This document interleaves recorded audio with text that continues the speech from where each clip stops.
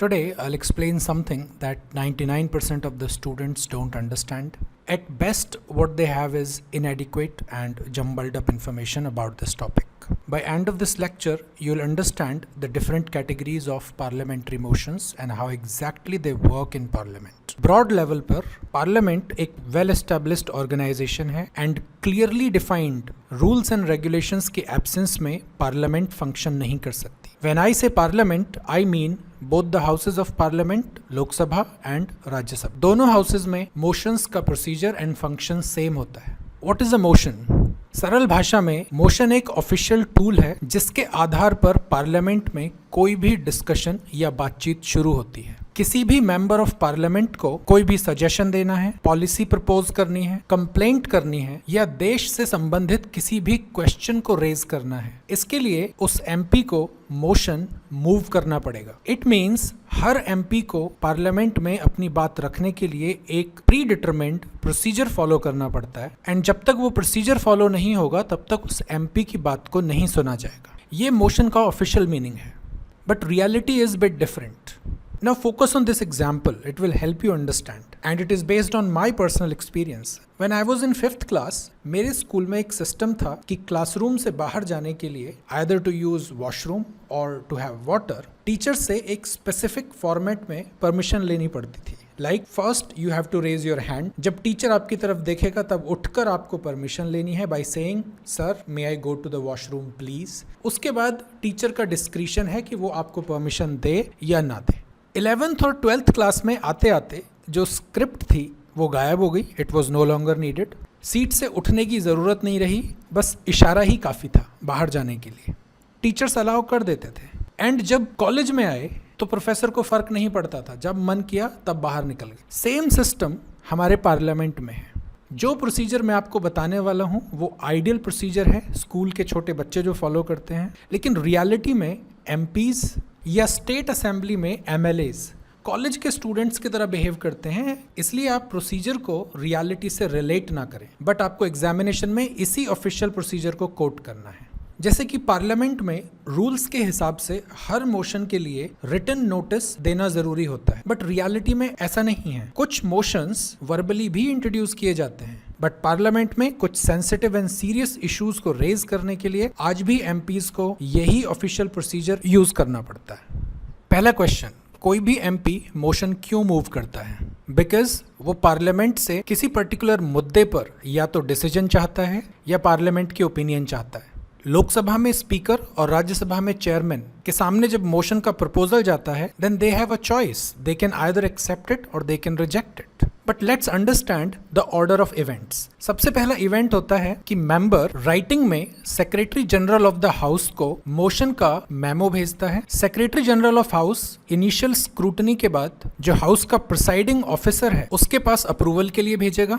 Once approved by the presiding officer, MP को मौका दिया जाता है अपने इशू को, अपने सजेशन को हाउस के सामने रखने का, और इस प्रोसेस को कहा जाता है obtaining the floor. Once the member of parliament starts speaking, this stage is called that a member has obtained the floor. कुछ मोशंस के केस में सेकेंडरी सपोर्ट की जरूरत होती है. The motion needs to be seconded, specially serious issues में, for example removal of president, vice president etcetera. Once the issue has been expressed by the member of parliament, then presiding officer can either accept it और reject it. Now the question arises कि जब first stage में presiding officer के approval के बाद ही motion floor पर जाता है तो दोबारा उसके एक्सेप्टेंस और रिजेक्शन की जरूरत क्या है? एंड द आंसर इज कि फर्स्ट स्टेज में केवल मोशन का एक मेमो जाता है, एक टाइटल जाता है. It does not contain the details. It's just a heading कि मेंबर किस बारे में बात करना चाहता है. सारी डिटेल्स थर्ड स्टेप पे डाइवर्ज होती हैं और उन डिटेल्स को सुनने के बाद प्रिसाइडिंग ऑफिसर ये डिसाइड करता है whether the motion can be accepted और रिजेक्टेड. अगर मोशन को रिजेक्ट कर दिया जाता है then motion ends right then and there. उस मुद्दे पर आगे कोई बात नहीं होगी. और अगर मोशन को अप्रूव कर दिया जाता है then it is listed for discussion in the house. Same day पर discussion most of the cases में नहीं होता है. एक पर्टिकुलर डेट अलॉट कर दी जाती है और उस डेट पर उस पर्टिकुलर मुद्दे पर डिस्कशन किया जाता है। लेट्स अज्यूम कि किसी मोशन को एक्सेप्ट कर लिया गया है and it is listed for discussion. उस मैटर को ड्यूली डिस्कस किया जाता है। पार्लियामेंट में सभी पॉलिटिकल रिप्रेजेंटेटिव्स को मौका दिया जाता है अपना ओपिनियन एक्सप्रेस करने का। And finally the presiding officer puts the motion to a vote. Voting में मोशन के लिए यस हो या नो हो, जो भी डिसीजन होता है वो फाइनल होता है। एक क्वेश्चन यहाँ पे रेज होता है कि अगर पार्लियामेंट में किसी भी मोशन को प्रिसाइडिंग ऑफिसर रिजेक्ट कर दे तो मेंबर्स ऑफ पार्लियामेंट क्या कर सकते हैं? क्या इस रिजेक्शन को कोर्ट में चैलेंज किया जा सकता है? The answer is yes. आप इसे सुप्रीम कोर्ट में चैलेंज कर सकते हैं। ये हुआ official procedure. Now let's see a few important rules related to motions. ये हमें आगे काम आएंगे। पहला पॉइंट सिंपल है, जनरल पब्लिक इंटरेस्ट के जितने भी मैटर्स होते हैं सभी केवल मोशन के थ्रू ही डिस्कस किए जा सकते हैं। दूसरा पॉइंट, किसी एक मोशन में एक डेफिनेट इशू को उठाया जा सकता है और मोशन फाइलिंग के टाइम पर ना उसमें आर्ग्यूमेंट्स होंगे, ना इन्फ्रेंसेस होंगे, ना एक्यूजेशंस होंगे और ना ही डेफेमेटरी स्टेटमेंट्स होंगे। ये आरोप और प्रत्यारोप का प्रोसेस आप तब कर सकते हैं when the presiding officer grants you the floor. एक और इम्पॉर्टेंट रूल ये है कि मोशन में किसी भी ऐसे मैटर को नहीं उठाया जा सकता है जो ऑलरेडी कोर्ट्स के कंसिडरेशन में हो या पार्लियामेंट कमिटी को रेफर किया जा चुका हो। मोशन में जो इशू रेज किया जा रहा है अगर वो गवर्नमेंट ऑफ इंडिया से डायरेक्टली रिलेटेड नहीं है तो ऐसे मोशन को आउटराइटली रिजेक्ट कर दिया जाता है। प्रिसाइडिंग ऑफिसर का डिसीजन एडमिसिबिलिटी ऑफ मोशन पर फाइनल होता है। वो चाहे तो उसे एक्सेप्ट करे, चाहे तो ना करे। But as I told you that writ petition can be filed against the decision in supreme court. और रूल्स में सबसे इंपॉर्टेंट पॉइंट कि गवर्नमेंट मोशन को प्राइवेट मेंबर मोशन के कंपैरिजन में हमेशा प्रायोरिटी दी जाती है। शायद आपको ना पता हो कि गवर्नमेंट मोशन और प्राइवेट मेंबर मोशन में क्या डिफरेंस है। पार्लियामेंट में राज्यसभा एंड लोकसभा को मिलाकर टोटल मेंबरशिप 245 प्लस 543 788 होती है।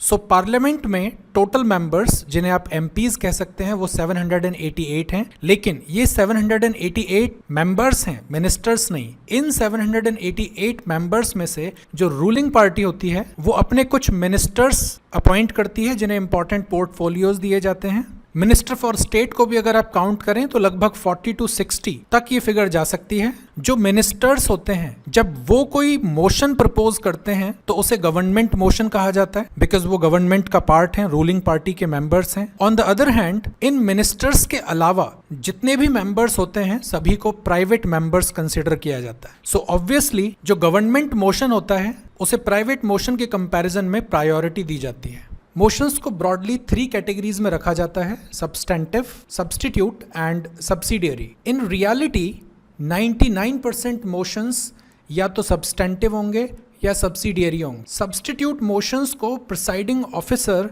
रेयर केसेस में एडमिट करता है because substitute motions opposition party introduce करती है रूलिंग पार्टी के अगेंस्ट। सब्स्टिट्यूट मोशन के बारे में बाकी बातें नेक्स्ट स्लाइड में करेंगे। First category substantive motion.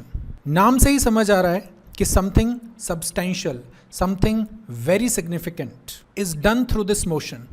ये मोशन सेल्फ कंटेन्ड प्रपोजल होता है। सेल्फ कंटेन्ड का मतलब होता है something which is complete in itself, जिसमें सभी फैक्ट्स ऑलरेडी अवेलेबल हैं और किसी आउटसाइड हेल्प या रिसोर्स की जरूरत नहीं है डिसीजन मेकिंग के लिए। सब्सटेंटिव मोशन के केस में पार्लियामेंट को बस डिस्कशन करना होता है और उसके बाद वोटिंग रिजल्ट्स अनाउंस करने होते हैं and the decision is out in the public. कुछ एक केसेस यहाँ पे मैंने लिस्ट किए हैं जिनके लिए सब्सटेंटिव मोशन यूज किया जाता है, जैसे कि election of deputy chairman in Rajya Sabha, presidential address every new Lok Sabha के फॉर्मेशन के बाद and every year new session के शुरुआत में प्रेसिडेंशियल एड्रेस के बाद मोशन ऑफ थैंक्स मूव किया जाता है which falls under substantive motion category. अगर कोई मेंबर ऑफ पार्लियामेंट बिना प्रिसाइडिंग ऑफिसर की इजाजत के लंबे टाइम से गायब है, जो लिमिट अलाउड है वो 60 डेज की है। अगर आप पार्लियामेंट में 60 डेज से ज्यादा के लिए एब्सेंट रहते हैं then your seat can be declared vacant, but उस वैकेंसी के लिए सब्सटेंटिव मोशन मूव करना होगा प्रेसिडेंट के इम्पीचमेंट के लिए।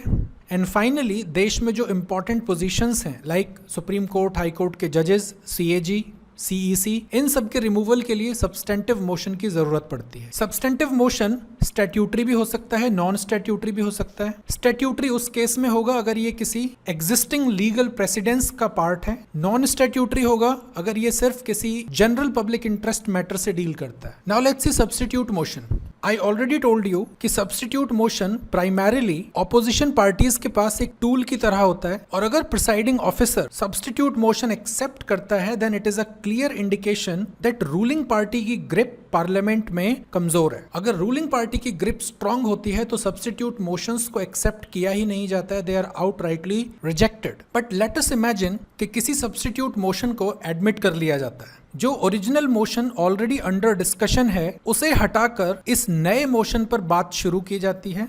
फाइनली केवल सब्स्टिट्यूट मोशन को हाउस में वोटिंग के लिए प्रपोज किया जाता है, ओरिजिनल मोशन पर वोटिंग नहीं होती है। सब्स्टिट्यूट मोशन को जिस मेंबर ने इंट्रोड्यूस किया है वो उसे विड्रॉ कर सकता है through the leave of the house, it means by the permission of the presiding officer. I will give you a real example here to help you understand. 1991 की सिचुएशन है, think about the background. USSR disintegration की कगार पर है, India में extreme financial crisis है and Pakistan की तरफ से थ्रेट का लेवल इंक्रीज हुआ है। 1991 में कांग्रेस मिनिस्ट्री थी और एक्सटर्नल अफेयर्स मिनिस्टर ने लोकसभा में एक ओरिजिनल मोशन इंट्रोड्यूस किया that this house do consider the present international situation. ये सिर्फ एक टाइटल था। नाउ यू कैन सी के मोशंस का टाइटल किस तरह से दिया जाता है। जैसे ही इस मोशन को डिस्कशन के लिए लिस्ट किया गया, एक डेट अलॉट कर दी गई।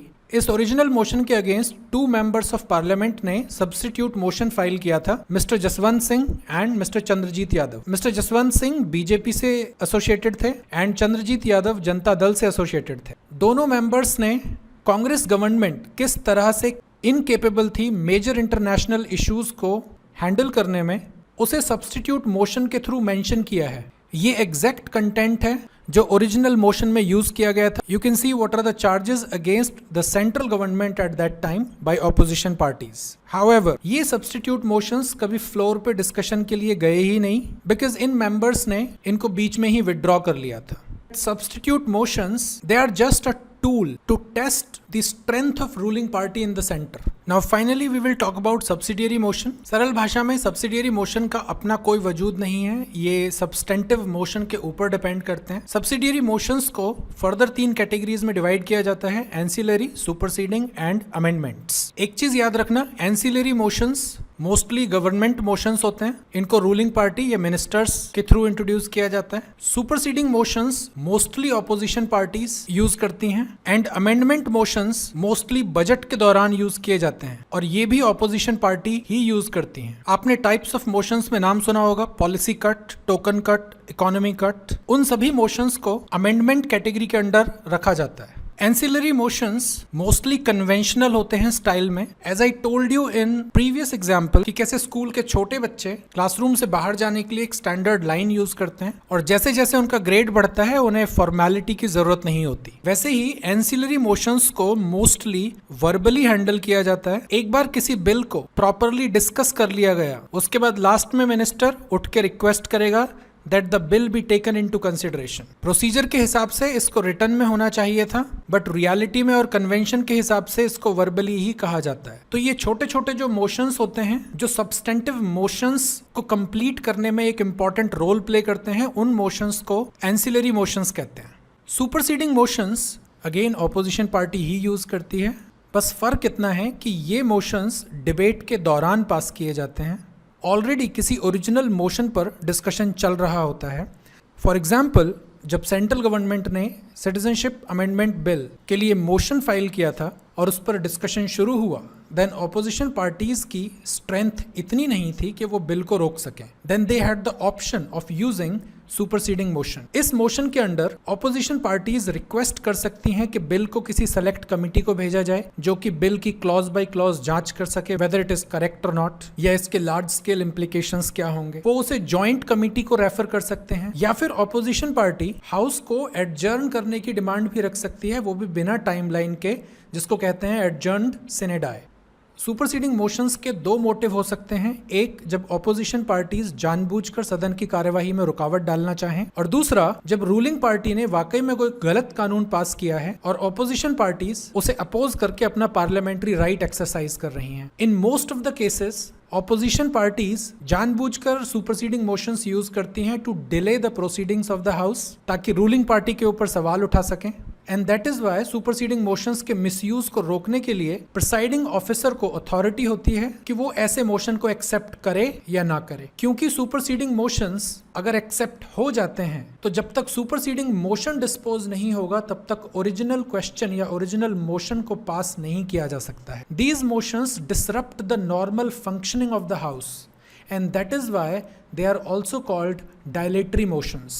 And finally amendments subsidiary motions होते हैं जो किसी नए क्वेश्चन को किसी एग्जिस्टिंग प्रपोजल में इंटरजेक्ट करने की कोशिश करते हैं। मोस्टली बजट के दौरान या किसी बिल के दौरान अगर ऑपोजिशन पार्टी को किसी क्लॉज से प्रॉब्लम होती है तो वो उस पर्टिकुलर क्लॉज के लिए अमेंडमेंट मोशन मूव कर सकती है। Alright guys, so these were the categories of motions that are used in Indian parliament. Types of motions के अंडर आपके no confidence motion, privilege motion, censure motion etcetera आते हैं। We'll talk about them in some other video.